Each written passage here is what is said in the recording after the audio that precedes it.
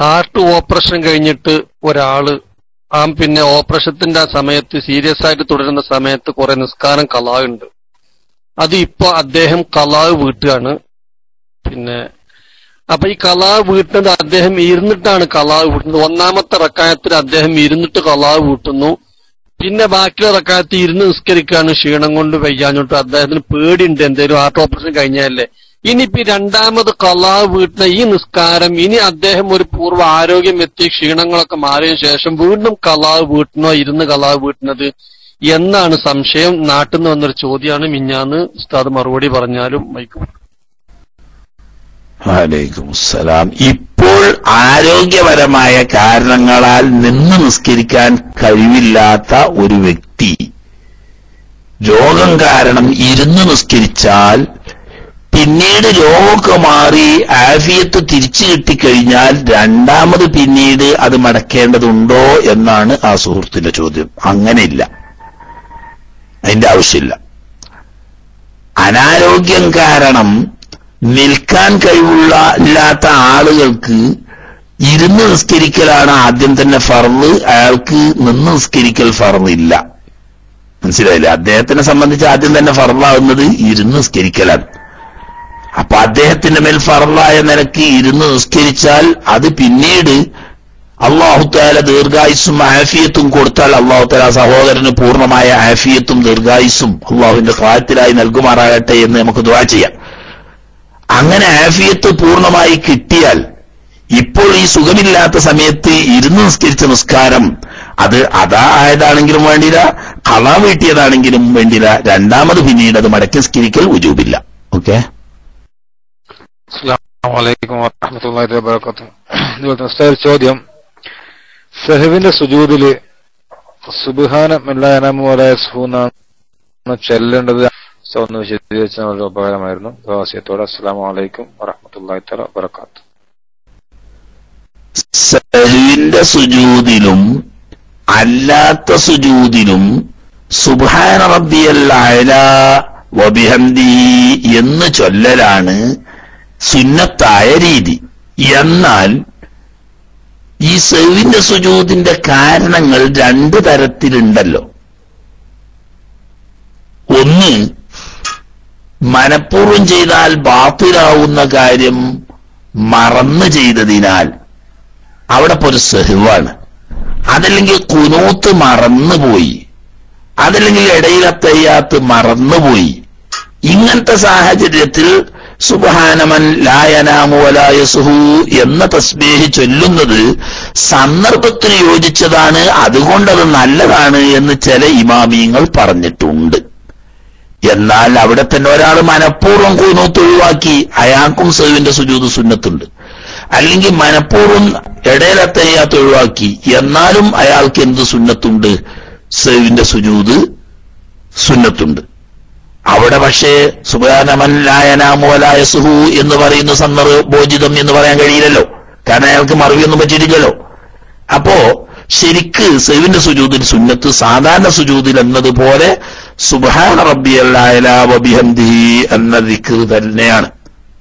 കൂട്ടത്തിൽ മറവി പറ്റിയെടുത്ത് മറവി പരിഹരിക്കാൻ വേണ്ടിയിട്ട് ചെയ്യുന്ന സഹവിന്റെ സുജൂദാണെങ്കിൽ കൂട്ടത്തിൽ സുബ്ഹാനമൻ ലാ യനാമു വലാ യസ്ഹു എന്നുകൂടി പറയാം, അതിന് കുഴപ്പമൊന്നുമില്ല. ഓക്കെ. അസ്സലാമു അലൈക്കും. സമയം ഒരുപാടായി ഉസ്താദ്. ഞാൻ ബാങ്ക് കൊടുക്കാൻ ടൈമായി. ഞാൻ ഒരു ചോദ്യം ഉണ്ട്, ചോദിച്ചാൽ ബാങ്ക് കൊടുക്കാനാവും. അപ്പൊ അതിന് ഏതായാലും ചോദിക്കാം. പിന്നെ ഇപ്പൊ ഈ ഉദയത്ത് ഇറക്കുന്ന സമയത്ത് ഈ ഉദയത്തിന് ആട് മാട് എന്നിവ ഉദയത്ത് ഇറക്കാൻ സാധിക്കാത്ത ആൾക്കാർ കോഴി ഇറക്കാന്ന് പറഞ്ഞു കേൾക്കുന്നത് അറിഞ്ഞുകൊണ്ട് ഒരു റേഡിയോ ശ്രോതാവ് ചോദിച്ചു. അപ്പൊ അതിന്റെ അത് അങ്ങനെ ഉണ്ടോ എന്നുള്ള അറിയാൻ വേണ്ടി ഇപ്പൊ മൈക്കിൽ വന്നത്. ആട് മാട് എന്നിവയെ ഉദയത്ത് ഇറക്കാൻ സാധിക്കാത്തവർക്ക് കോഴി അറിവ് നടത്തിയാലും ഉദയത്തിന്റെ പുണ്യം കിട്ടുമെന്ന് പറയപ്പെടുന്നു. ഇത് ശരിയാണോ എന്നാ ചോദിച്ചത്. ഏതായാലും ഞാൻ ചോദിച്ചു. ഇൻഷാ അല്ലാഹ്. അസ്സലാമു അലൈക്കും വറഹ്മത്തുള്ളാഹി.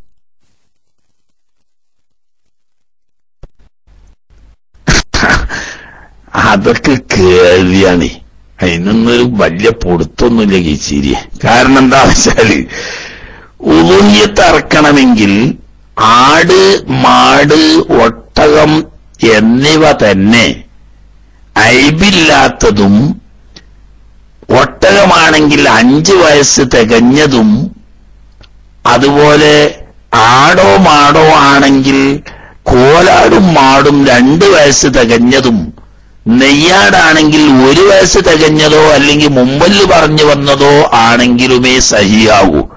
അതിന്റെ താഴെയുള്ള ഒട്ടകത്തെ തന്നെ അർത്താലും മാടിനെ അർത്താലും ആടിനെ അർത്താലും തന്നെ ഉബൂഹിയത്താവൂല, അതൊരു സ്വതക്കയാവുമെന്ന് മാത്രം. പിന്നെ ആ കൂട്ടത്തിൽ എണ്ണപ്പെടാത്ത കോഴിയോ മുയലോ പോലത്തതിലൊക്കെ അർത്താല് ഒരു സ്വതക്കയാവും, വേറൊന്നും കഴിവില്ല. ഉബൂഹിയത്തറക്കണ ആട് വാങ്ങി അറക്കാൻ ഒരാൾക്ക് കഴിയില്ല. അല്ലെങ്കിൽ മൂലിയോ പോത്തോ വാങ്ങാനോ അല്ലെങ്കിൽ അതിലൊന്നും ഷെയർ കൂടാനോ സാമ്പത്തികമായ സ്ഥിതി ഇല്ല. അപ്പൊ ഇദ്ദേഹം എന്ത് ചെയ്തു? നല്ല നെയ്യത്തോടുകൂടി പഠിച്ചവനെ എനിക്ക് ഉബൂഹിയത്തറക്കാനൊന്നും കഴിയൂല, എന്റെ വീട്ടിലാകുള്ളത് കോഴിയാണ്, ആ ഒരു കോഴിനെ നിന്റെ പൊരുത്തത്തിന് വേണ്ടി ഞാൻ അർത്ഥ സ്വതക്ക ചെയ്യുന്നു എന്ന് കരുതി അയാൾ അർത്താൽ ആ സ്വതക്കന്റെ പുണ്യവും കൂടിയും കിട്ടും, അല്ലാതെ ഉബൂഹിയത്താവൂല. ഉബൂഹിയത്ത് ഈ 3 തന്നെ ആവണം എന്നത് ഷർത്താണ്. ആട്, മാട്, ഒട്ടകം. ഇതല്ലാത്ത ഒരു മൃഗത്തെയും ബലിയർത്താൽ അത് ഉബൂഹിയത്താവുകയില്ല. അതിന് തന്നെ ഒട്ടകാണെങ്കിൽ 5 വയസ്സ് തികയണം, അയ്ബുണ്ടാകരുത്. മാടോ കോലാടോ ആണെങ്കിൽ 2 വയസ്സ് തികയണം, അയ്ബുണ്ടാകരുത്. നെയ്യാടാണെങ്കിൽ 1 വയസ്സ് തികയോ മുമ്പല് പറഞ്ഞു വരികയോ ചെയ്യണം, അയ്ബുണ്ടാകരുത്. ഈ നിബന്ധനത്താൽ തന്നെ അതന്നെ ഉബൂഹിയത്താവുള്ളൂ. പിന്നെ അതിന്റെ കീപ്പെട്ടുള്ളത് എന്തായാലും ഉബൂഹിയത്താവൂല. പിന്നെ കഴിവില്ലാത്ത ആള് തന്റെ ഇഖ്ലാസോടുകൂടി ഈ പുണ്യ ദിവസത്തിൽ എന്നോട് കഴിയുന്നത് ഈ ഒരു സദഖയാണ്, ഞാൻ അത് ചെയ്യട്ടെ എന്ന് കരുതിയാൽ അതിന് അല്ലാത്ത വലിയ പുണ്യവും പ്രതിഫലം കൊടുക്കും, പക്ഷെ ഉബൂഹിയത്താവൂല. ഓക്കെ.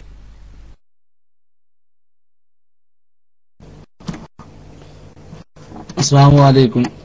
ഉസ്താദെ, ശബ്ദം കേൾക്കുന്നുണ്ടോന്ന് മനസ്സിലാകുന്നില്ല. ജുമാനെ കുറിച്ചിട്ടൊരു ചോദ്യമാണ് ഉസ്താദെ.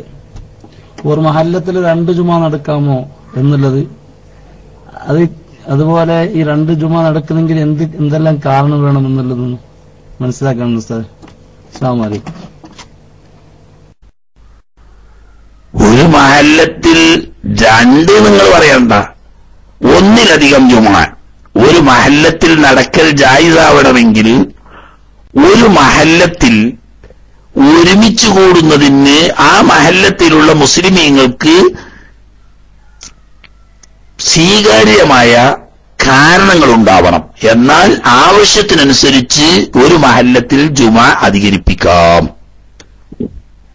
ഇത്ര മനസ്സിലായില്ല?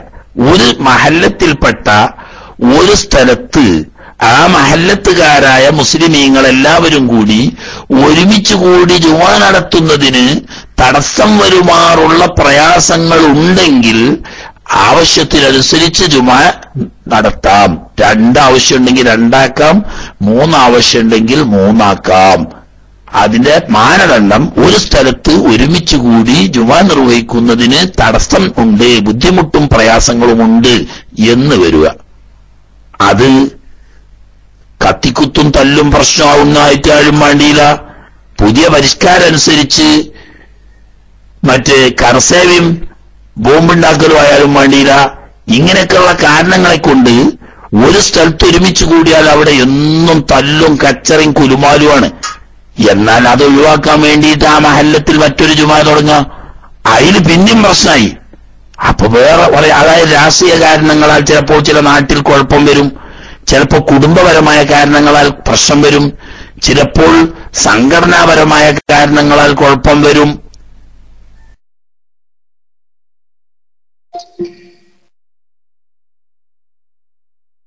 ഹലോ, അസ്സലാമു അലൈക്കും. കേൾക്കുന്നുണ്ടോ?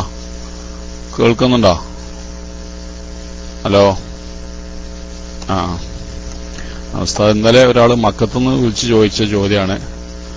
ഒരു മൊയ്ലാരാണ് ചോദിച്ചത്. അവിടെ ഒരു അഭിപ്രായ വ്യത്യാസം ഉണ്ട്. ഇങ്ങനെ അവിടുത്തെ നാട്ടിലുള്ളതേ പ്രശ്നം തന്നെ അവിടെയും. അതായത് അറഫയിൽ വെച്ച് അറഫയിൽ നമ്മൾ നിന്ന് കഴിഞ്ഞ് പോരുന്ന സന്ദർഭത്തിൽ പിന്നെ സാധാരണഗതിയിൽ യാത്രക്കാരല്ലാത്ത ആളുകള് പിന്നെ മഗ്രിബിനെ മുസ്ദലിഫിലേക്ക് ബന്ധിച്ച് ഇശാനോട് ജമ്മാക്കലാണല്ലോ. അപ്പൊ യാത്രക്കാർക്ക് അത് പാടില്ല എന്ന് പറഞ്ഞിട്ടുണ്ടായിരുന്നു. അങ്ങനെയാണ് ഇപ്പൊ എന്നെ വിളിച്ചു ചോദിച്ച ആൾ പറഞ്ഞത്. പിന്നെ യാത്രക്കാർക്ക് അറഫയിൽ വെച്ചുകൊണ്ട് അല്ലെങ്കിൽ മുസ്ദലിഫയിൽ വെച്ചുകൊണ്ട് എന്ത് ചെയ്യാ ജമ്മാക്കേണ്ടതില്ല, അവർക്ക് അവിടെ നിസ്കരിക്കണമെന്ന്. പക്ഷെ അങ്ങനെ നിസ്കരിക്കാമെന്ന് യാത്രക്കാരല്ലാത്തവർക്കും ജമ്മാക്കി നിസ്കരിക്കുന്നതിന് വിരോധമില്ല എന്നൊരു പ്രശ്നം അവിടെ നടക്കുന്നുണ്ട്. അതിന്റെ ശരിയായ അവസ്ഥ എന്താണ് എന്നാണ് ചോദിച്ചത്. യാത്രക്കാരല്ലാത്തവർക്കും നിസ്കാരം ജമ്മും കസ്റായി നിസ്കരിക്കാൻ പറ്റുമല്ല എന്നുള്ളത് അറഫ കഴിഞ്ഞു പോകുന്ന മുസ്ദലിഫയിൽ വെച്ചുകൊണ്ട് ഇതിൽ നിന്ന് ഒരു വിശദമായ വിവരം കിട്ടിയാൽ നന്നായിരിക്കും. ഷാഫി മദ്ഹബിൽ വല്ല അഭിപ്രായം ഉണ്ടോ അല്ലേ എന്നുള്ള വിവരങ്ങൾ.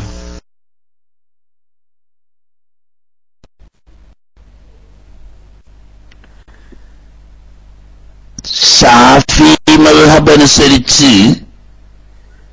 ജമ്മും ഖസറും യാത്രയുമായി ബന്ധപ്പെട്ട കാര്യങ്ങളാണ്.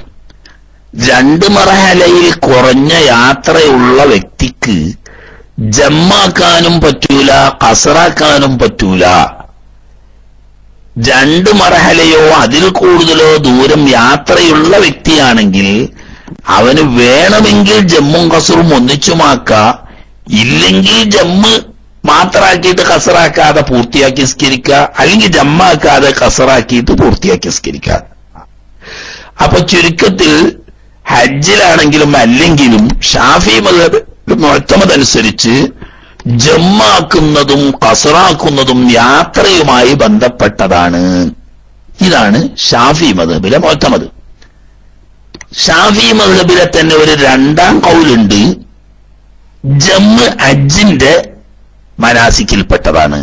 അതായത് ളുഹുറും അസറും ജമ്മാക്കി അറഫയിൽ വെച്ചിട്ട് നിസ്കരിക്കലും മഗ്രിബും ഇശാഉം ജമ്മാക്കി മുസ്ദലിഫയിൽ വെച്ച് നിസ്കരിക്കലും യാത്രയുടെ ഭാഗത്തല്ല, മറിച്ച് അത് ഹജ്ജിന്റെ മനാസിക്കിൽപ്പെട്ടതാണ് എന്ന് 2ാം ഖൗലുണ്ട്. അത് ഷാഫി മദ്ഹബിൽ സാങ്കേതികമായി ലൈഫായ ഖൗലാണ്. എന്നാൽ ഹനഫി മദ്ഹബ് അനുസരിച്ച് അറഫയിൽ വെച്ച് ളുഹുറും അസറും ജമ്മാക്കി നിസ്കരിക്കൽ നിർബന്ധമാണ്, അത് ഹജ്ജിന്റെ മനാസിക്കിൽപ്പെട്ടതാണ്. മുസ്ദലിഫയിൽ വെച്ച് മഗ്രിബും ഇശാഉം ജമ്മാക്കി നിസ്കരിക്കൽ നിർബന്ധമാണ്, അത് ഹജ്ജിന്റെ മനാസിക്കിൽപ്പെട്ടതാണ്. എന്നാൽ ഖസ്ർ യാത്രയുമായി ബന്ധപ്പെട്ടതാണ്. ദീർഘയാത്ര ചെയ്യുന്നവനാണെങ്കിൽ അറഫയിൽ വെച്ചും ഖസറാക്കാൻ പാടുള്ളൂ, മുസ്ദലിഫയിൽ വെച്ചും ഖസറാക്കാൻ പാടുള്ളൂ.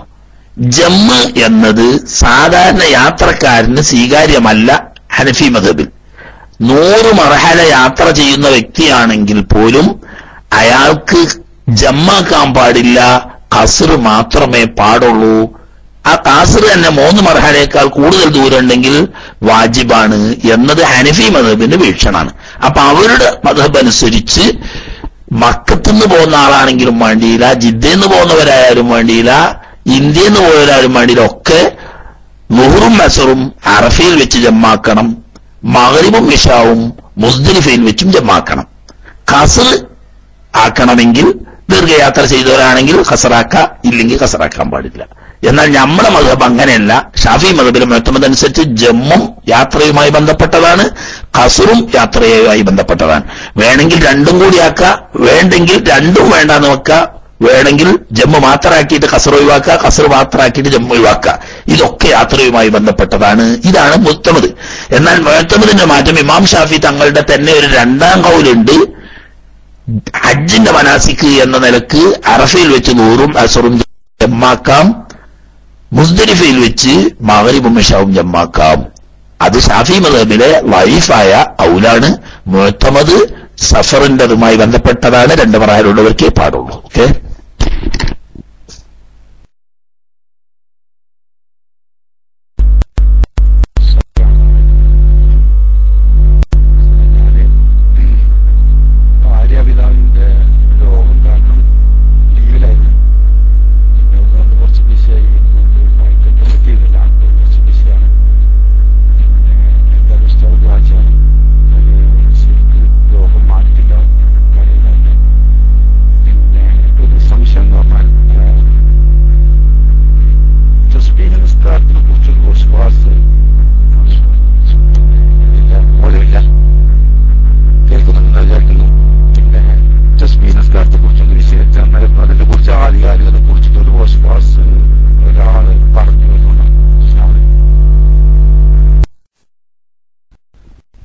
ആ സഹോദരൻ എന്താണ് പറഞ്ഞത് എന്ന് തീരെ കേട്ടിട്ടില്ല, ശബ്ദം ഇല്ല.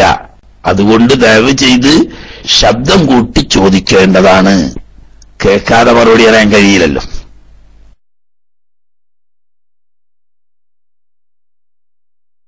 അസ്സലാമു വറഹ്മത്തുള്ളാഹി വബറകാതുഹു. ഉസ്താദ് ചോദിച്ച അഡ്വക്കേറ്റ് അബു യാസിർ എന്ന സുഹൃത്താണ്. അപ്പൊ ചോദിച്ചത് തസ്ബീഹ് നിസ്കാരത്തിന് ആധികാരികതയെ പറ്റിയാണ് ചോദ്യം എന്ന് എനിക്ക് തോന്നുന്നു. അങ്ങനെ ചെറുങ്ങനെ കേട്ടത് ഹെഡ്സെറ്റ് വെച്ച് ചെറുങ്ങനെ കേട്ടിരുന്നു, അതാണ് തോന്നുന്നു. ഇപ്പൊ ഇൻഷാ അല്ലാഹ് ശബ്ദം കൂടി ചോദിക്കും. തസ്ബീഹ് നിസ്കാരത്തിന്റെ ആധികാരികത എന്നാണ് ചോദ്യം വന്നിട്ടുണ്ടായത്. വ്യക്തമായിട്ട് അറിയില്ല. ഇൻഷാ അല്ലാഹ് അദ്ദേഹത്തിന്റെ ഭാര്യ വിധാനം മരണപ്പെട്ടെന്നോ സുഖമില്ല എന്തോ പറഞ്ഞിരുന്നു, കറക്റ്റ് ആക്കി അറിയില്ല. പക്ഷെ എന്റെ ചോദ്യം ഇതാണ് ഉസ്താദെ, ബലിപെരുന്നാൾ ദിവസം കിണറ്റില്, അതായത് സുബൈന് മുമ്പോ അങ്ങനെ കിണറ്റില് സംസം വെള്ളം ഉണ്ടാകുമെന്നോ വരുമെന്ന് കേൾക്കുന്നു. ഇതിൽ വല്ല യഥാർത്ഥമുണ്ടോ? നാട്ടിലെ പല വീട്ടുകാരും അങ്ങനെ പ്രതീക്ഷിച്ച് ശേഖരിക്കുന്നുണ്ട് എന്നൊരു സുഹൃത്തിന്റെ PM ഉണ്ടായിരുന്നു. അതേപ്പറ്റി ഒന്ന് വിശദീകരിക്കാൻ വേണ്ടി ഒരു ചോദ്യം വന്നിരുന്നു. അതാണ് ചോദ്യം. ഇൻഷാ അല്ലാഹ് ദുആ മൈക്കിൾ ഹുസൈൻ. അസ്സലാമു അലൈക്കും വറഹ്മത്തുള്ളാഹി വബറകാതുഹു.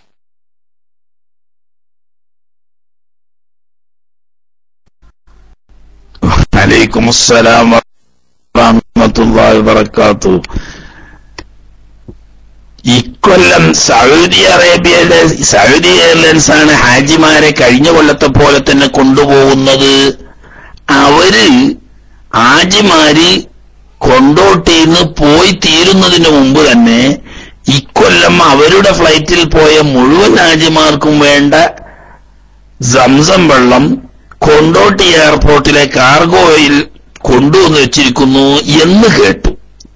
അതല്ലാതെ ഇസ്ലാം ശരീഅത്തിലെ നിയമങ്ങൾ പറയുന്ന കിതാബുകളിലൊന്നും എന്റെ ഈ ചെറിയ അറിവ് വെച്ച് എവിടെയും പെരുന്നാളിന്റെ അന്ന് രാവിലെ സംസം വെള്ളം അവനാന്റെ കിണറ്റിൽ ഓരോ ബക്കറ്റ് എത്തും എന്ന് ഞാൻ കേട്ടിട്ടില്ല. കിതാബിലെവിടെയും എന്റെ ശ്രദ്ധയിൽപ്പെട്ടിട്ടില്ല. ഇത്രയിപ്പോ എനിക്ക് പറയാൻ കഴിയുള്ളൂ. തീരെ ഇല്ല എന്ന് പറയുകയാണെങ്കിൽ അതിന് മാത്രം എല്ലാം പഠിച്ച ആലിമാണ്ടേ. ഞാൻ വിശ്വസ്തരും യോഗ്യരുമായ ഉസ്താദന്മാരിൽ നിന്നിട്ടും കേട്ടിട്ടില്ല. ഈ ചെറിയ കാലയളവിനുള്ളിൽ നോക്കിയ ഹജ്ജുമായോ മക്ക ഷരീഫുമായോ ഒക്കെ ബന്ധപ്പെട്ട ഒരുപാട് കിതാബുകൾ മുതാല ചെയ്തതിൽ അതിലൊന്നും അങ്ങനെ ഒന്ന് പറഞ്ഞതായി കേട്ടിട്ടില്ല. അന്ന് നിങ്ങൾ സുബൈക്ക് വേഗം എഴുന്നേറ്റ് ജമാഅത്തായിട്ട് നിക്കരിച്ചോട്ടെ, അതിന്റെ കാര്യം കിട്ടും. അല്ലാതെ സ്വന്തം കിണറ്റിൽ സംസം വെള്ളം കിട്ടുന്നതിന് പകരം എയർപോർട്ട് കിട്ടും. സൗദിക്ക് ആര്യമാരെ പറഞ്ഞയച്ചാല് ആര്യമാര് മക്കത്തെത്തുമ്പോക്ക് അവർക്ക് വീട്ടിക്ക് ഹജ്ജ് കഴിഞ്ഞ് പോരുമ്പോ കൊണ്ടുവരാനുള്ള സംസം വെള്ളം 10 ലിറ്റർ കൊണ്ടോട്ടി എയർപോർട്ടിലെത്തും. അത് സഹിയായ റിവായത്താണ്. മറ്റേതുള്ള റിവായത്ത് ഞാൻ കണ്ടിട്ടില്ല.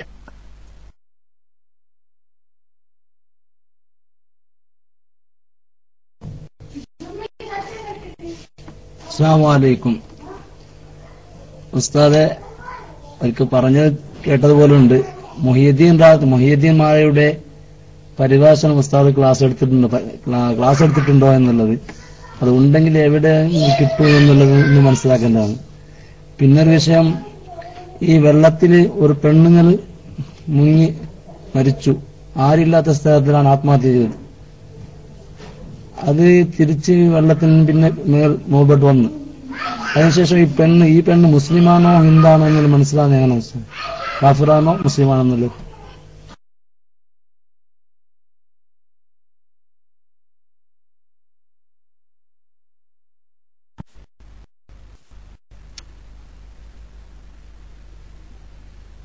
എന്തൊക്കെ ചോദിച്ചത്? ഒരു മുസ്ലിമായ സ്ത്രീ വെള്ളത്തിൽ മുങ്ങി മരിച്ചു. ആത്മഹത്യ ചെയ്തതോ അല്ലെന്ന് നമുക്ക് പറയാൻ പറ്റൂല. ഒരു സ്ത്രീ വെള്ളത്തിൽ മുങ്ങി മരിച്ചു. നമുക്ക് ആർക്കും പരിചയമില്ലാത്ത സ്ത്രീയാണ്. മരണപ്പെട്ടതിന് ശേഷം സ്വാഭാവികമായും മയ്യിത്ത് വെള്ളത്തിന്റെ മുകളിൽ പൊങ്ങി വന്നു. ഈ പൊങ്ങി വന്നപ്പോൾ ഈ സ്ത്രീ മുസ്ലിമാണോ അല്ലേ എന്ന് എങ്ങനെ മനസ്സിലാക്കാൻ സാധിക്കും എന്നതാണ്. അത് കുറച്ചൊരു പ്രയാസമുള്ള വിഷയം തന്നെയാണ്. എങ്ങനെയാണ്? വലബത്തുള്ളതിനനുസരിച്ച് ചെയ്യേണ്ടി വരും. മുസ്ലിം ആവാനുള്ള സാധ്യതയുണ്ട്, കാഫിറാണെന്നതിന്റെ ലക്ഷണങ്ങളൊന്നുമില്ല, മുസ്ലിങ്ങൾ താമസിക്കുന്ന ഒരു രാജ്യത്തുമാണ് എങ്കിൽ മുസ്ലിം ആകാൻ സാധ്യതയുണ്ട് എന്ന വന്നുണ്ടെങ്കിൽ അതനുസരിച്ച് ആ മയ്യത്തിനെ മുസ്ലിമാണെന്ന് കണക്കാക്കി മയ്യത്ത് കുളിപ്പിക്കുകയും കഫൻ ചെയ്യുകയും നിസ്കരിക്കുകയും മുസ്ലിം ഖബർസ്ഥാനിൽ മറമാടുകയും ചെയ്യാവുന്നതാണ്. അതേസമയത്ത് ഒരു രാജ്യത്ത് മുസ്ലിങ്ങൾ ആരുമില്ല, അവിടെ ഉള്ളവരൊക്കെ കാഫറാണ്. എന്നാ പിന്നെ ആ സാത്തിന്റെ സാഹചര്യം കൊണ്ട് അവിടെ മുസ്ലിങ്ങൾ ഇല്ല എന്നതുകൊണ്ട് ഇത് മുസ്ലിം അല്ല എന്നും അനുമാനിക്കാം. അതേസമയത്ത് മുസ്ലിങ്ങൾ മാത്രമുള്ളതോ മുസ്ലിങ്ങളും അമുസ്ലിങ്ങളും ഉള്ളതോ ആയ രാജ്യത്താണ് ഇങ്ങനെ ഒരു മുസ്ലിമായ ഒരു സ്ത്രീയുടെ മയ്യത്ത് പൊങ്ങിക്കാണുന്നത് വെള്ളത്തിൽ. അപ്പോ ഈ സ്ത്രീ ലക്ഷണങ്ങളെ കൊണ്ട് മുസ്ലിമാണെന്ന് മനസ്സിലാക്കാൻ പറ്റുന്നതല്ല, സാഹചര്യ തെളിവുകളെ കൊണ്ട് കിട്ടുന്നുണ്ടെങ്കിൽ വന്ന് മതി. ആ വന്നിന്റെ അടിസ്ഥാനത്തിൽ മുസ്ലിം മയ്യത്തിന് വേണ്ട കാര്യങ്ങൾ, മയ്യത്ത് പരിപാലനം, മയ്യത്ത് സംസ്കാരം, മുസ്ലിം ഖബർസ്ഥാനിൽ ഖബറടക്കൽ പോലെയുള്ള കാര്യങ്ങൾ ചെയ്യാവുന്നതാണ്. ഇവിടെ ഉറപ്പ് യക്കീൻ കിട്ടിക്കൊള്ളുന്നില്ല, വന്നുണ്ടായാൽ മതി. പിന്നെ മൊഹീദ്ദീൻ മാലയുടെ വ്യാഖ്യാനം പറഞ്ഞതും എഴുതിയതും ഒന്നും ഞാനല്ല. നമ്മുടെ ക്ലാസ് റൂമിൽ സ്ഥിരമായി ആത്മീയ വിഷയങ്ങൾ ക്ലാസ് എടുക്കുന്ന ബഹുമാനപ്പെട്ട കഴക്കൂട്ടം ഉസ്താദ് ഇപ്പോ അൽക്കിയ ക്ലാസ് ഉണ്ടായിരുന്നു, അത് പൂർത്തിയായിട്ടില്ല. അതിന്റെ ഇടയ്ക്ക് പല സ്ഥലത്തും സിയാറത്ത് ടൂറും അങ്ങനെ നടക്കുന്ന ഒരു നല്ല മഹാനായ ഒരു മനുഷ്യനാ ഒരു ഉസ്താദ്. അദ്ദേഹമാണ് നമ്മുടെ ക്ലാസ് റൂമിൽ മുഹീദ്ദീൻ മാലയുടെ വ്യാഖ്യാനം പറഞ്ഞത്. ഓരോ വരികളും പാടി അതിന്റെ അർത്ഥവും അതിന്റെ വിശദീകരണവും അതിന്റെ തെളിവുകളും ഒക്കെ പറഞ്ഞിട്ട് അദ്ദേഹം ആയിരുന്നു. അത് സൈറ്റിൽ നമ്മളെ ഈ SGBയുടെ സൈറ്റ് നോക്കിയാൽ അതിലുണ്ടാവും. അതിന്റെ പുറമെ അതൊരു പുസ്തകമായിട്ട് മലയാളത്തിൽ എഴുതിയിട്ടുമുണ്ട്. നിങ്ങൾക്ക് മലയാളം വായിക്കാൻ അറിയോ എന്ന് എനിക്ക് സംശയമാണ്. കാരണം കർണാടകത്തിന്റെ ആ ഭാഗത്തുള്ള മംഗലാപുരം ഭാഗത്തൊക്കെ ഉള്ള ആളുകളുടെ ശൈലിയിലുള്ള മലയാളത്തിലാണ് ചോദ്യം വന്നത്. അതുകൊണ്ട് മലയാളം വായിക്കാൻ അറിയുമെങ്കിൽ ആ പുസ്തകം ഉസ്താദിന്റെ ഈ കഴക്കൂട്ടം ഉസ്താദ് ഈ എഴുതിയ വ്യാഖ്യാന ഗ്രന്ഥം മലയാളത്തിൽ അച്ചടിച്ചിട്ടുണ്ട്. അതാവും. ഇനി വായിക്കാൻ അറിയാത്ത കർണാടകത്തിന്റെ ഭാഗത്തൊക്കെ ഉള്ള ആളുകളാണെങ്കിൽ നമ്മുടെ സൈറ്റിലുണ്ടത്, നമ്മളെ SGBയുടെ സൈറ്റിലുണ്ടാവും. ബഹുമാനപ്പെട്ട കഴക്കൂട്ടം ഉസ്താദ് ആണത് പറഞ്ഞത്. ഇതിന്റെ അഡ്മിന്മാരുമായി ബന്ധപ്പെട്ടാൽ ആ സൈറ്റും അത് കണ്ടെത്താവുന്ന സ്ഥലം അവർ പറഞ്ഞുതരും.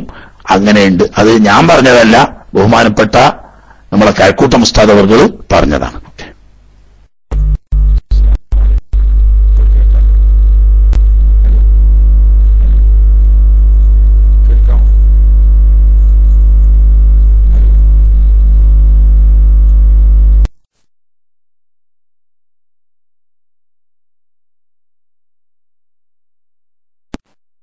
അസ്സലാമു അലൈക്കും വറഹ്മത്തുള്ളാഹി വബറകാതുഹു. അഡ്വക്കേറ്റ് വിയാസ്, നിങ്ങളുടെ സൗണ്ട് തീരെ കേൾക്കുന്നില്ല. നിങ്ങൾ ഇൻഷാല്ലാ PM ചെയ്ത ഞാൻ ഉസ്താദ് മുമ്പ് ഒരു ചോദ്യം ഇതായിരുന്നു, തസ്ബീഹ് നിസ്കാരത്തിന്റെ ഇസ്ലാമിക വിധി എന്നായിരിക്കും എന്ന് തോന്നുന്നു. അതായിരിക്കും മുപ്പര ചോദ്യം എന്നായിരുന്നു മുപ്പര ചോദിച്ചത്. ഇപ്പൊ എനിക്ക് വേറെ ചോദ്യം വന്നിട്ടുണ്ട് ഉസ്താദെ. ഉസ്താദ് ഇൻഷാല്ലാ വിശദീകരിക്കാൻ അടുത്ത ചോദ്യം ചോദിക്കാം. തസ്ബീഹ് നിസ്കാരത്തിന്റെ ഇസ്ലാമിക വിധി എന്താണ് മുമ്പ് ചോദിച്ചത് നമ്മൾ അഡ്വക്കേറ്റ് എന്നാണ്. അത് കഴിഞ്ഞിട്ട് ഇൻഷാല്ലാ ഉസ്താദ് വിശദീകരിച്ച് അടുത്ത മൈക്കെടുത്തിട്ട് അടുത്ത ചോദ്യം ഉണ്ടായിരുന്നു, ഒരു PM കൂടെ ഉണ്ടായിരുന്നു, ഞാൻ ചോദിക്കാം. ഓക്കെ, മൈക്ക് റിലീസ് ചെയ്യുന്നു. അസ്സലാമു അലൈക്കും വറഹ്മത്തുള്ളാഹി തആല വബറകാതുഹു.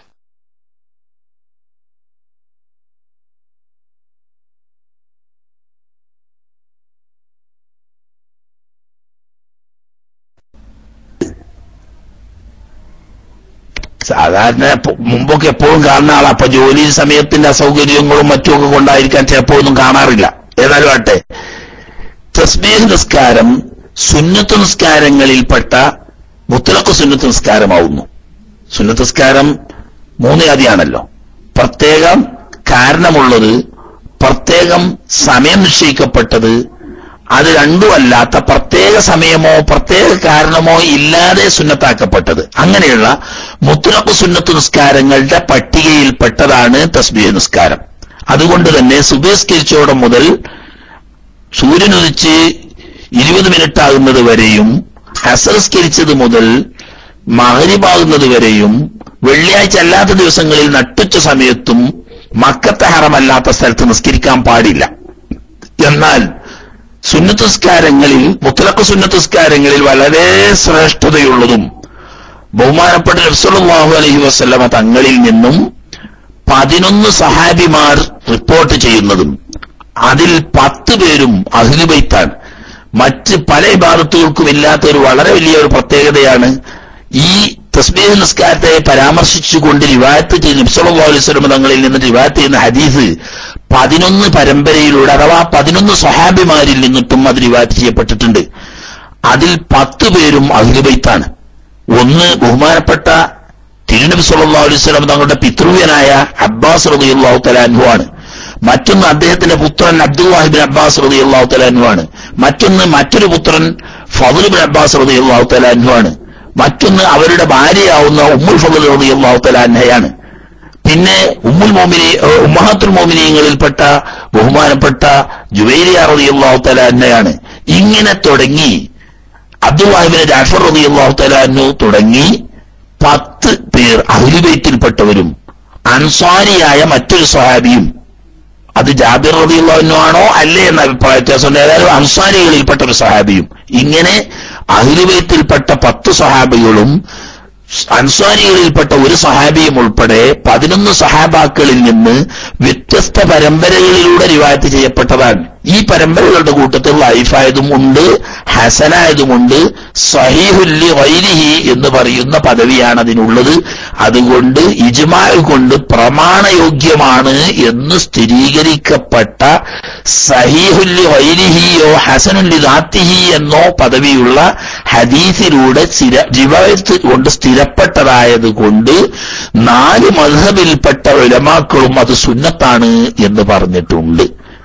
സ്വാഭാവികമായും തിരുത്തൽവാദികളുടെ തലതൊട്ടപ്പനായ ഇബ്നു തൈമിയയാണ് മുസ്ലിം ലോകത്ത് ആദ്യമായി തസ്ബീഹ് നിസ്കാരം ബിദ്അത്താണ് എന്നും അതിന്റെ റിവായത്ത് ഹദീസുകളിൽ വന്ന റിവായത്തുകൾ മുഴുവനും കള്ളനിർമ്മിതമാണ് എന്നുള്ള കല്ല് വെച്ച നുണ പറഞ്ഞ് മുസ്ലിം സമുദായത്തെ തെറ്റിദ്ധരിപ്പിച്ചത് തിരുത്തൽവാദികളുടെ തലതൊട്ടപ്പനായ ഇബ്നു തൈമിയയാണ്. അയാളുടെ മുമ്പ് 4 മദ്ഹബിന്റെ ഉലമാക്കളിൽപ്പെട്ട ഒരാളും തസ്ബീഹ് നിസ്കാരം ബിദ്അത്താണെന്നോ സുന്നത്തില്ലെന്നോ അതിന്റെ റിവായത്തുകൾ എല്ലാം അസ്വീകാര്യമാണെന്നോ പറഞ്ഞിട്ടില്ല. എന്നാൽ ചില പരമ്പരകളിൽ അസ്വീകാര്യമായതുണ്ട്, വൈഫുണ്ട്. പക്ഷേ സഹീഹുൽ ഗൈരിഹി എന്ന പദവി എത്തിയതും ഹസനുൽ ദാത്തിഹി എന്ന പദവി എത്തിയതുമായ പരമ്പരയിലൂടെ റിവായത്ത് ചെയ്യപ്പെട്ടതായതുകൊണ്ട് മുസ്ലിം ഉമ്മത്തിന്റെ ഇജ്മാ കൊണ്ട് സ്ഥിരപ്പെട്ടതും 4 മദ്ഹബിലും സുന്നത്താണെന്ന് ഉലമാവ് പറഞ്ഞതുമാണ്. ഓക്കെ,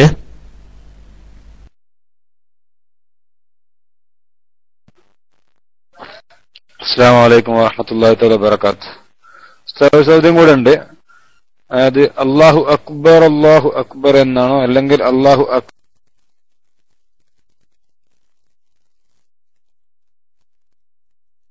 അക്ബറുല്ലാഹു അക്ബർ ആം കൊടുക്കുമ്പോൾ ചില ആൾക്കാർ അല്ലാഹു അക്ബർ അല്ലാഹു അലിഫോട്ട് ഫത്ത കൊണ്ട് തുറക്കും.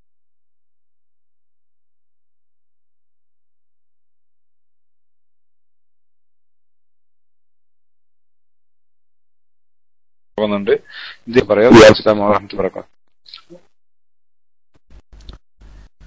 വഅലൈക്കും അസ്സലാം വറഹ്മത്തുള്ളാഹി വബറകാതുഹു. അല്ലാഹു അക്ബർ അതാണ് ഏറ്റവും അഫ്ളലായ രീതി. അതായത് റാഇന് സുക്കൂൻ കൊണ്ട്. അങ്ങനെ ഒരു ഹദീസ് തന്നെ ഉണ്ട്, അത്തക്ബീറത്തു ജസ്മുൽ, അല്ലാഹു അക്ബർ എന്നത് സുക്കൂൻ കൊണ്ടാണ് പറയേണ്ടത് എന്ന്. അതാണ് ഏറ്റവും അഫ്ളലായ രീതി. രണ്ടാമത്തെ രീതി അല്ലാഹു അക്ബർ എന്ന് ഒന്നാമത്തെ തക്ബീറിലെ റാഇന് വമ്മു ചെയ്തുകൊണ്ട് ചേർത്ത് പറയുക, അല്ലാഹു അക്ബർ എന്ന് വമ്മുകൊണ്ട്. ഈ രീതിയും സഹിഹാണ്. മൂന്നാമത്തെ രീതി അല്ലാഹു അക്ബർ, അത് തജ്വീദിന്റെ നിയമപ്രകാരവും നഹ്വിന്റെ ഖായിദ പ്രകാരവും തെറ്റാണ്.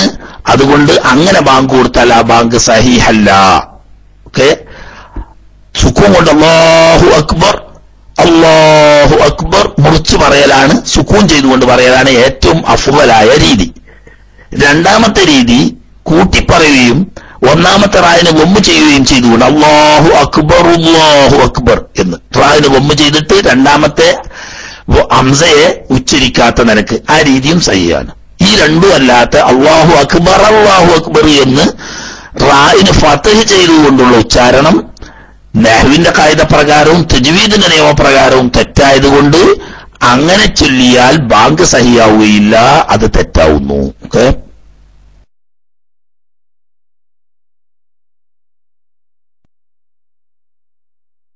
അസ്സലാമു അലൈക്കും വറഹ്മത്തുള്ളാഹി വബറകാതുഹു.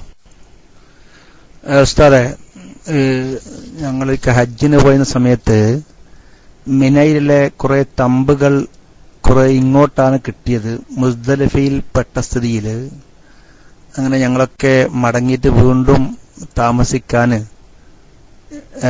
ഇങ്ങോട്ട് വന്നു.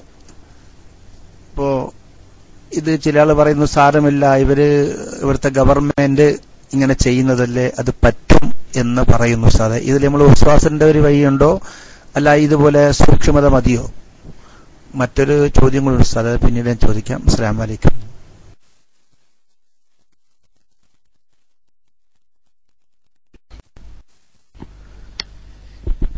മിനയിൽ രാപ്പാർക്കുക എന്നത് അയ്യാമു തശ്രീഖിന്റെ രാത്രികളിൽ മിനയിൽ രാപ്പാർക്കൽ ഹജ്ജിന്റെ വാജിബാത്തുകളിൽപ്പെട്ട ഒരു വാജിബാണ്. ഈ വാജിബ് മനഃപൂർവ്വം ഉപേക്ഷിക്കൽ ഹറാമും ഫിദിയ വുജൂബാവുന്നതും ആണ്. മനഃപൂർവ്വമല്ലാതെ ഉപേക്ഷിച്ചാൽ ഹറാമിന്റെ കുറ്റമുണ്ടാവില്ലെങ്കിലും ഹജ്ജ് പൂർത്തിയാവണമെങ്കിൽ ഫിദിയ വുജൂബാവുന്നതാണ്. മിനയുടെ അതിർത്തി ഇസ്ലാം ശരീഅത്ത് കൃത്യമായി നിർണയിച്ച് പറഞ്ഞു തന്നിട്ടുണ്ട്. മുസ്ദലിഫയിൽ നിന്ന് വരുമ്പോൾ വാദി മുഹസ്സർ എന്ന പേരിൽ ഒരു ചെറിയ പ്രദേശമുണ്ട്, അത് ഇന്നും കാലിയിട്ടിരിക്കുകയാണ്. ആ വാദി മുഹസ്സർ കഴിഞ്ഞാൽ മിനയുടെ അതിർത്തി തുടങ്ങുന്നു. അവിടെ മുതൽ ജംറത്തുൽ അഖബയുടെ ആ ജംറ വരെയുള്ള സ്ഥലം മാത്രമാണ് മിന ഉള്ളത്. ജംറയുടെ തൊട്ട് ബാക്കിൽ വരുന്ന സ്ഥലവും വാദി മുഹസ്സറും രണ്ടും മിനയിൽപ്പെട്ടതല്ല. അതുപോലെ തന്നെ ഇടതും വലതും വശത്തായിട്ട് നിൽക്കുന്ന മലയിൽ മിനയുടെ വാദിയിലേക്ക് ചെരിഞ്ഞു നിൽക്കുന്ന ഭാഗം, മലയുടെ ആ പള്ള ഭാഗം മുഴുവനും മിനയാണ്, മലയുടെ മറുവശം മിനയല്ല. ഇങ്ങനെ 4 അതിർത്തിയും കൃത്യമായി ഉലമാക്കൾ പറഞ്ഞിട്ടുണ്ട്.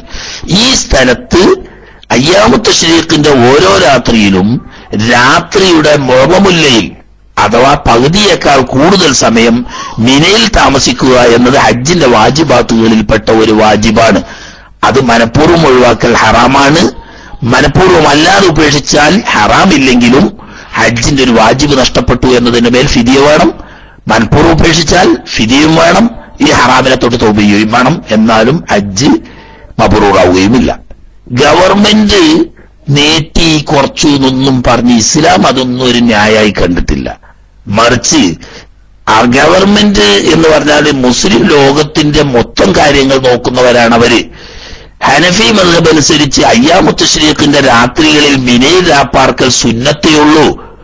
അപ്പോ ഇപ്പോഴത്തെ പ്രത്യേക ജനബാഹുല്യം കാരണം എല്ലാവർക്കും കൂടി മിനയിൽ സൗകര്യമില്ലെങ്കിൽ വാജിബാണെന്ന് വിശ്വസിക്കുന്ന മദ്ഹബുകാർ മിനയിൽ രാപ്പാർക്കട്ടെ.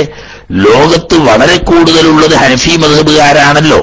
അവരുടെ കാഴ്ചപ്പാടിൽ അത് സുന്നത്തേ ഉള്ളൂ.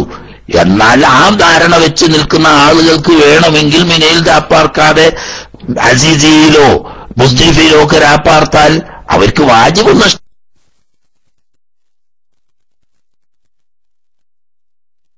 നഷ്ടപ്പെടുന്നില്ല, സൗകര്യം ചെയ്തു എന്ന് മാത്രം. എന്നാൽ ഹനഫി മദ്ഹബുകാരല്ലാത്ത മറ്റ് മദ്ഹബുകാർക്ക് മുസ്ദലിഫയിലോ അസീസിയയിലോ ഒക്കെയാണ് താമസ സൗകര്യം കിട്ടിയത് എങ്കിൽ അവർ ആ താമസ സൗകര്യത്തിലുള്ള പുറത്തു പോന്ന് മിനയുടെ അതിർത്തിയിൽപ്പെട്ട സ്ഥലത്ത് മുഅ്മുല്ലയിൽ രാത്രിയുടെ പൗതിയേക്കാൾ അല്പം കൂടുതൽ സമയം വിനിയോഗിക്കൽ വുജൂബാണ്. അല്ലാതെ മനഃപൂർവ്വം ഒഴിവാക്കിയാൽ ഹറാമുമാണ്, ഫിദിയയും വേണം. മനഃപൂർവ്വം അല്ലാതെ അറിയാതെ ഒഴിവാക്കിയാൽ ഫിദിയ വുജൂബാണ്.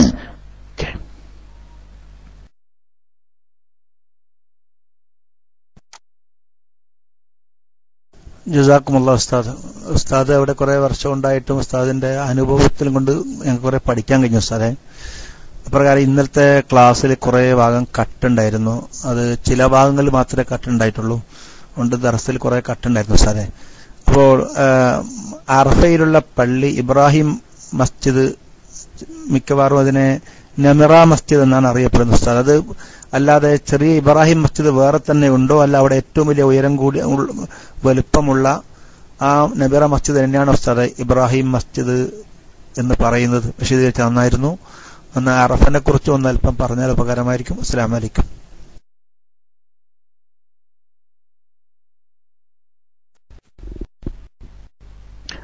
മസ്ജിദ് നമിറ എന്ന പേരിൽ അറിയപ്പെടുന്ന ആ പള്ളി തന്നെയാണ് മസ്ജിദ് ഇബ്രാഹിം എന്ന പേരിൽ അറിയപ്പെടുന്നത്.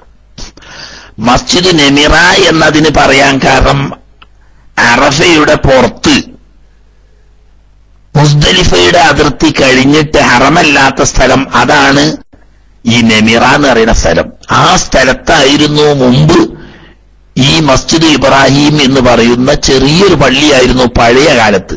ഖലീലുല്ലാഹി ഇബ്രാഹിം അലൈഹിസ്സലാമിലേക്ക് ചേർത്തിക്കൊണ്ട് തന്നെയാണ് മസ്ജിദ് ഇബ്രാഹിം എന്ന് ചില ആളുകൾ പറഞ്ഞിട്ടുണ്ട്.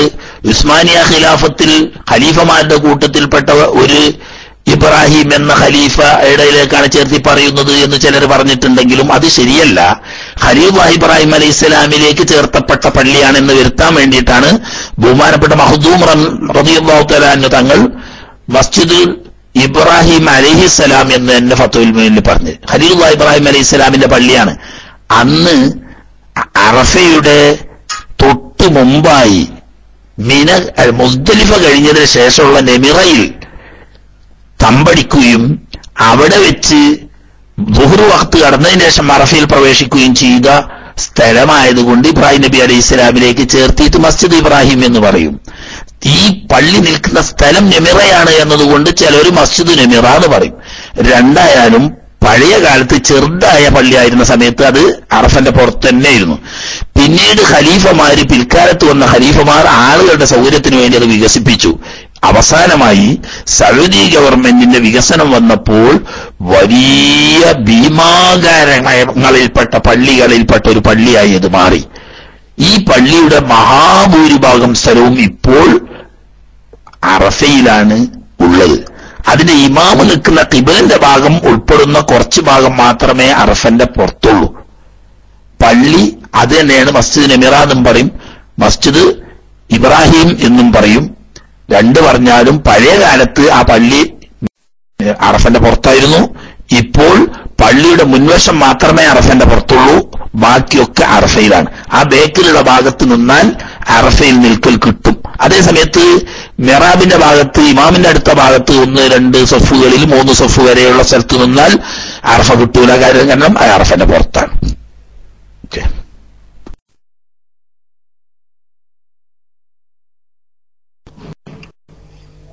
ഉസ്താദെ, ഈ 7 കുട്ടികൾക്ക് വേണ്ടി ഒരു പശു ഹക്കീക്കത്തായി കൊടുക്കാമോ എന്നുള്ളത് ചോദിച്ചാൽ ഉസ്താദ്.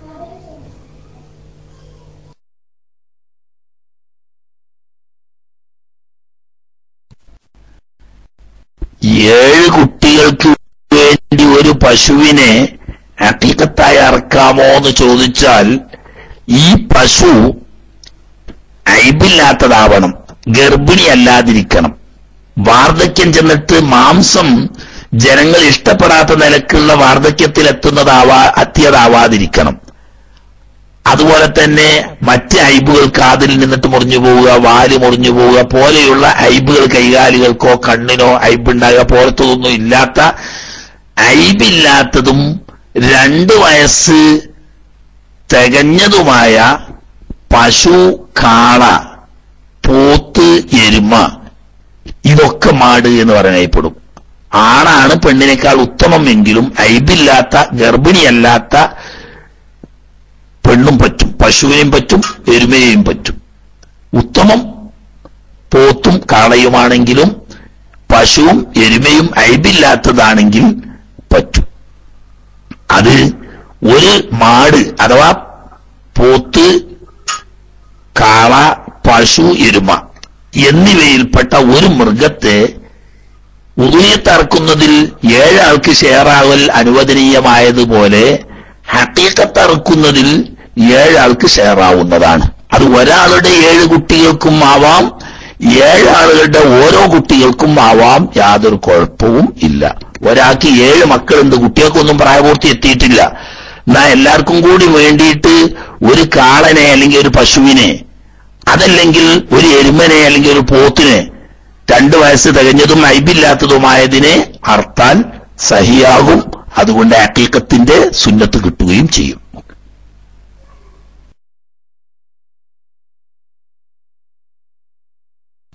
അസ്സലാമു അലൈക്കും വറഹ്മത്തുള്ളാഹി വബറകാതുഹു. ഇൻഷാല്ലാ ഒരു ചോദ്യം കൂടെ നമ്മൾ ലൈവെത്താനായിട്ടുണ്ട്. സഖാഫി മമ്പാടിന്റെയും അതുപോലെ അഹമ്മദ് സഖാഫി എളമരം രണ്ടുപേരുടെയും ഇൻഷാല്ലാ ഇപ്പൊ എത്തും ലൈവെത്തുന്ന് പറഞ്ഞിട്ടുണ്ട്. ഒരു ചോദ്യം വന്നിട്ടുണ്ട് ഉസ്താദെ, അറക്കാൻ കിടക്കുമ്പോൾ ഈ ഉലുഹിയത്തിന്റെ മൃഗത്തെ അറക്കാൻ കിടത്തുമ്പോൾ കിബിലക്ക് മുന്നിടേണ്ടത് ഇടത് ഭാഗമാണോ വലത് ഭാഗമാണോ ഏത് ഭാഗമാണോ ചേർക്കേണ്ടത് എന്ന സംശയം ഇവിടെ ചോദിച്ചിട്ടുണ്ടായിരുന്നു. ഇൻഷാല്ലാ ഉസ്താദ് വിശദീകരിക്കണം. ദുആ ചെയ്തു. അസ്സലാമു അലൈക്കും വറഹ്മത്തുള്ളാഹി വബറകാതുഹു.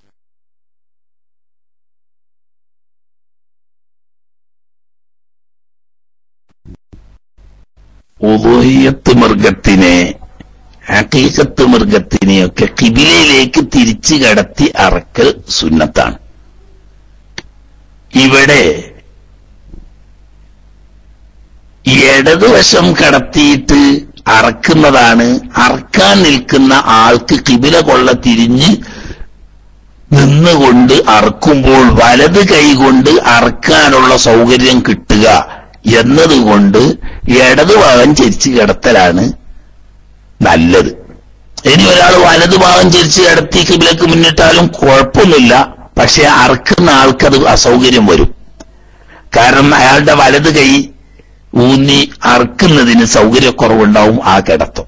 അതുകൊണ്ട് ഇടതുവശം ചെരിച്ച് കിടത്തി ഖിബിലയിലേക്ക് മുന്നിടിച്ചുകൊണ്ട് കിടത്തിയാൽ അറക്കുന്ന ആൾക്ക് വലത് കൈ ഊന്നുകൊടുത്തുകൊണ്ട് ഈ ഖിബിലക്ക് മുന്നിട്ടതായ നിലക്ക് നിന്ന് അറക്കാൻ സൗകര്യം ഉണ്ടാവും. അതുകൊണ്ട് അതാണ് നല്ലത്. ലൈവ് എത്തിയെങ്കിൽ ഉടനെ പറയണപ്പോ നമ്മൾ നിർത്തും. അല്ലെങ്കിൽ എനിക്ക് പറഞ്ഞേക്ക് ചെറിയ ക്ലാസ് ഉണ്ടെന്ന് ഇന്നലെ ഉണ്ടായിരുന്നു, ഇന്നും ഉണ്ട്. SYSന്റെ ചെറിയ വലിയ അറിവില്ലാത്തതും പ്രസംഗിക്കാൻ അറിയാത്തതുമായതുകൊണ്ട് വലിയ പരിപാടിക്കൊന്നും നമ്മൾ പോകാൻ പറ്റൂല. നമ്മൾ വലിയ ആളുമല്ലല്ലോ. എന്നാലും ചെറിയൊക്കെ യൂണിറ്റുകളുടെയും അതുപോലെയുള്ള ചെറിയ ആളുകളുടെയൊക്കെ എന്തെങ്കിലുമൊക്കെ ഫിഖ്, ഇപ്പൊ അതിന്റെ ഒരു സമയമാണ്. ഫിഖ് സംബന്ധമായിട്ട്, അതായത് ഉലൂഹിയത്തും അഖീഖത്തും പെരുന്നാളും ഒക്കെ ആയിട്ട് ബന്ധപ്പെട്ട ചില പഠന ക്ലാസുകളും മറ്റുമൊക്കെ ഉണ്ട്. അതുപോലെ തന്നെ സജീവമല്ലാത്ത പ്രവർത്തനം നിർജീവമായി കൊണ്ടിരിക്കുന്ന ചില യൂണിറ്റുകളെ ഒന്ന് സജീവമാക്കാനൊക്കെ വേണ്ടിയിട്ടുള്ള ചില്ലറ ക്ലാസ്സുകളൊക്കെ ഉണ്ട്. അപ്പെട്ട ഒരു ക്ലാസ് ഉണ്ടെന്ന് മഗ്‌രിബ് നിസ്കരിച്ചിട്ട്. അപ്പൊ അതിന്റെ ആളുകൾ ഇപ്പൊ വരും. അപ്പൊ അതുകൊണ്ട് 10 മിനിറ്റ് മുമ്പ് നിർത്തണം എന്നുണ്ട്. ഏതായാലും ചോദ്യകർത്താക്കൾ അധികം ഇല്ലെങ്കിൽ, അതല്ലെങ്കിൽ ലൈവ് എത്തിയിട്ടുണ്ടെങ്കിൽ ഷമീമിനൊക്കെ കാണാണ്ട് ലൈവ് എത്തിയിട്ടുണ്ടെങ്കിൽ ലൈവ് കൊടുക്കുക. ഷമീം എത്തി, ലൈവ് എത്തി എന്നുള്ള അല്ലാഹു സുബ്ഹാനഹു വ തആല കബൂലാക്കുമാറാകട്ടെ. നിങ്ങളൊക്കെ ദുആ ചെയ്യണം.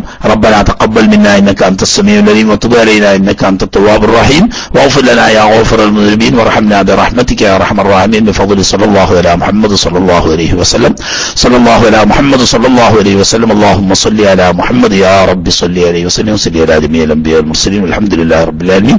ലൈവിന് വേണ്ടി സ്നേഹപൂർവ്വം കൈമാറുന്നു. വസിയത്തോടെ അസ്സലാമു അലൈക്കും.